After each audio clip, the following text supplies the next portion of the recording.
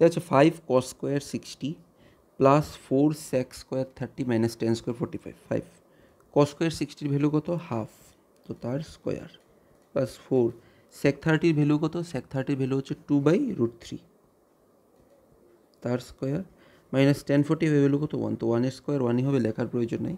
sin 30 value কত? Half, এবং cos 30-র value কত? √3/2, তার স্কোয়ার। সলভ করো, উপরে দেখো 5 × 4 মানে 5/4 হবে। এটাকে যদি স্কোয়ার করো 4/3 অর্থাৎ 16/3 হবে, মাইনাস 1। নিচে কি চলে আসছে? নিচে চলে আসছে দেখো 1/4 প্লাস 3/4, তো 4 যদি এলসিএম করো উপরেও কি চলে আসছে? 4 চলে আসছে, তো 4 4 কাটা 1 থাকবে।